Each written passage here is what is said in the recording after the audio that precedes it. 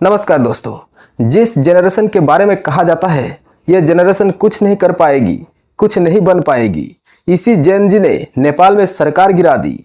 नेपाल की प्रधानमंत्री केपी शर्मा ओली को मजबूर कर दिया है इस्तीफा देने के लिए।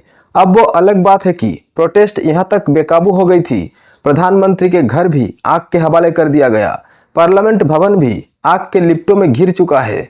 फाइनेंस मिनिस्टर को तो रास्ते में दौड़ा दौड़ा कर जूतों से मारा गया। और इन सब के बीच एक अनफॉर्चुनेट घटना घटी।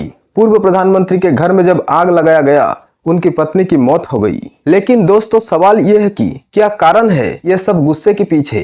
क्या सिर्फ सोशल मीडिया बैन करने की वजह से यह सब देखने को मिल रहा है? इसके जवाब है दोस्तों, नहीं। इसके पीछे कारण और ज्यादा गहरे हैं। चलिए समझते हैं आज की इस वीडियो में। यह बात है 8 सितंबर 2025 की। नेपाल के राजधानी काठमांडू में हजारों लोगों की भीड़ इकट्ठी हुई यह प्रोटेस्ट करने के लिए। इनमें से ज्यादातर लोग 20-25 साल के थे, जिन्हें जेन जी कहा जाता है।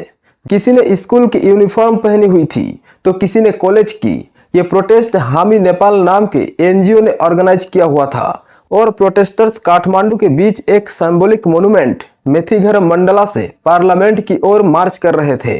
यह मार्च किसी भी तरह का वायलेंस और हिंसा का समर्थन नहीं करता था और सरकार के तरफ से पुलिस को तैनात किया जाता है प्रोटेस्टर्स को रोकने के लिए। Police water cannon, tear gas, rubber bullet का इस्तेमाल करती है प्रोटेस्टर्स को रोकने के लिए। देखते ही देखते कुछ आंदोलनकारियों के बीच क्लेश देखने को मिलता है। कुछ प्रदर्शनकारियों ने पार्लियामेंट भवन के अंदर घुसने की कोशिश करते हैं और अंदर घुस भी जाते हैं। वहीं पुलिस जो करती है उसे देखकर पूरा देश अचंभित हो जाता है। पुलिस सीधा फायर कर देती है प्रदर्शनकारियों के ऊपर। कम से कम 19 प्रदर्शनकारी की मौत हो जाती है।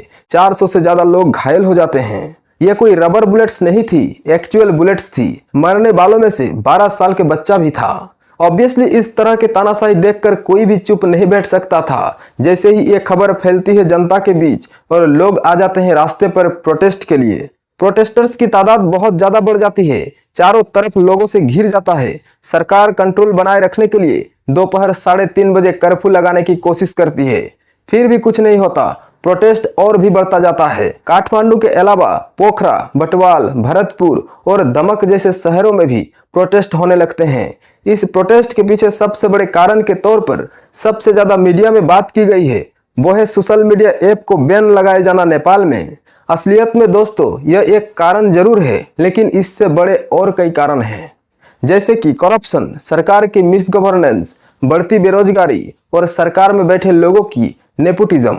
आगे इस पर भी बात करते हैं। पहले सोशल मीडिया वाला पॉइंट पर बात कर लेते हैं। नवंबर 2023 में सोशल मीडिया कंपनी को ministry of communication and information technology के पास मैंडेटरी रजिस्ट्रेशन करानी और लोकल प्रेजेंस एस्टेब्लिश करने को कहा गया। हालांकि सरकार ने कहा था कि यह फेक न्यूज, हेट स्पीच और फ्रॉड को रोकने के लिए यह जरूरी है, इसलिए हम ये कर रहे हैं। सरकार ने 5 पब्लिक नोटिस भी दिए बाद में, लेकिन 5 सोशल मीडिया प्लेटफॉर्म को छोड़कर किसी ने रजिस्ट्रेशन नहीं कराया। जिन कंपनियों ने रजिस्ट्रेशन कराया उनमें सिर्फ एक नाम बड़ा था, चाइना का टिकटॉक। इस बीच सुप्रीम कोर्ट ने भी सरकार के दफ्तर में रजिस्ट्रेशन न करने वाले सोशल मीडिया प्लेटफॉर्म को बैन करने की अनुमति दे दी। इसी साल 28 अगस्त को सरकार कहती है 3 सितंबर के अंदर रजिस्ट्रेशन करो, नहीं तो बैन लगा दिया जाएगा। लेकिन किसी कारण से सोशल मीडिया प्लेटफॉर्म ने ऐसा नहीं किया। इसी वजह से 26 सोशल मीडिया प्लेटफॉर्म को बैन कर दिया जाता है।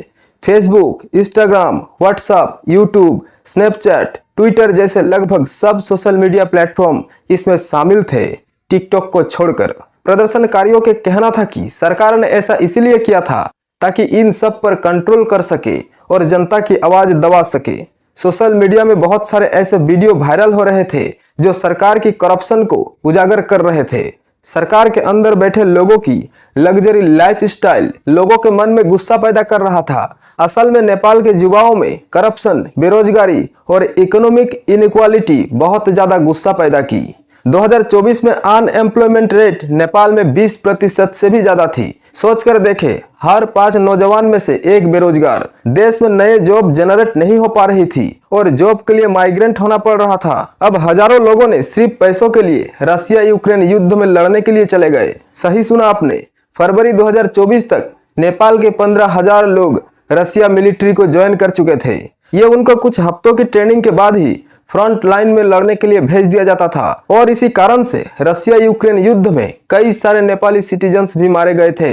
मौत के खतरा होने के बावजूद ये लोग वहां जाते हैं क्योंकि नेपाल में जॉब की कोई स्कोप नहीं है और रसिया अपने आर्मी में ज्वाइन करने के लिए अच्छे ऑफर्स देते हैं। ज्वाइन करने वालों की माने तो बोनस और सैलरी मिलाकर मंथली $4000 तक कमा लेते हैं, जो 5 लाख नेपाली रुपए से ज्यादा होता है। अभी ये सब स्थिति देखकर नेपाल के पॉलिटिशियंस और थोड़ा सा एम्पैथिक दिखाते, थोड़ा सा चिंता जताते तो हालात इतने गंभीर नहीं होते। लेकिन दोस्तों हुआ इसके उल्टा। नेपाल में पॉलिटिशियंस के बेटे अपने लग्जरी लाइफ को शो ऑफ करने लगे।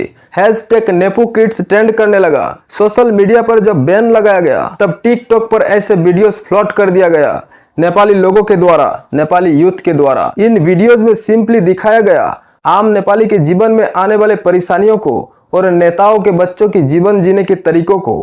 पॉलिटिशियंस के बच्चों ने लग्जरी लाइफ जी रहे थे, लग्जरी गाड़ियों में घूम रहे थे।